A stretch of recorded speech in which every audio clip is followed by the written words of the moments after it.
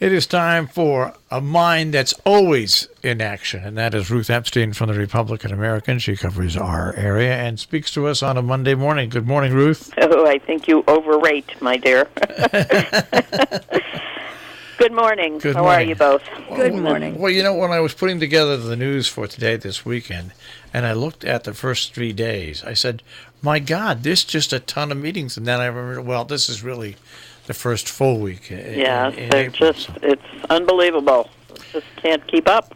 But last week we had, as you remember, lots of things.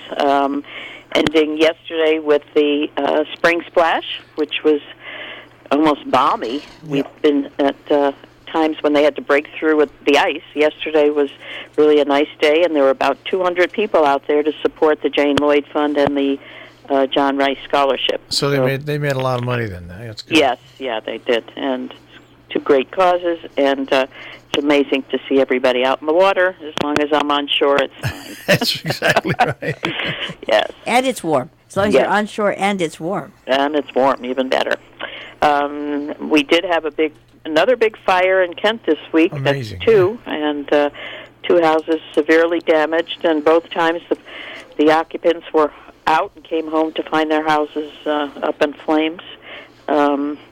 Also had a big rally in Kent with people protesting a speaker who came really to talk about voter registration and getting Republicans out, but has a history of some anti-Muslim comments. So that brought out lots of people. You know, I don't mind a protest about somebody's views of being about anti-Muslim, but I go to the borderline when people don't think that someone should be allowed to speak. Right. It's really hard for me to justify how you can do that. You can bang on about the First Amendment and not let people talk. Yeah. It's a complex issue, and people are on both sides of that, and often they waver depending on what. If you want to show up and protest a speaker, that's fine. By all means, that's fine. But to prevent them from speaking crosses a line. Does it? Doth it not? Yep, and doth it not? If you're on the other side, makes for interesting. Yeah, it's very interesting. I'm sure it crosses everybody's mind. I'm really sure. I mean, it's just one of those things. If you're on the other side, it's the same. I mean, it should. Never mind. Yep. And lots of news in Cornwall this week. That project on the Bend is coming to fruition. There's a new parking lot down there. This is on Lower River Road, right next to the river, and a nice ramp into the water. This all comes from the money from the GE funds for the PCBs, and it's going to add some nice areas to the West Cornwall, which is also struggling. If you saw, one man wrote a letter to the Board of Selectmen urging them to do something, calling West Cornwall a ghost town, since several businesses, including the restaurant, has gone out of business. So it's a real struggle, and they are looking now at this water septic public system and hoping that maybe that will help. But it is pretty quiet when you go down to West Cornwall. Looking ahead, we have this today, just alone. How about the Canaan Child Care Center has a literacy and music night tonight? It does. The Merrills are going to be singing and reading at Canaan at the Douglas Library. We have the doubleheader in Falls Village, Finance Board and Selectmen, and I'm sure they're going to be discussing budgets. I believe there's a Planning and Zoning Commission meeting in Canaan, and we have that meeting at Hotchkiss. The meeting at Hotchkiss, also Salisbury, the Conservation Inland Wetlands Commission in Sharon, the Watercourse Commissions meet. It's a night where we have so many people out, and also, by the way, the Salisbury Board of Finance has a meeting tonight. No, that did get canceled. That got canceled. Yes, right. yes. Got a note from Bill Willis. The budget hearing is going to be on the 26th. Good, it got canceled because there's so much other stuff. Yeah, well, they're still looking into the health insurance.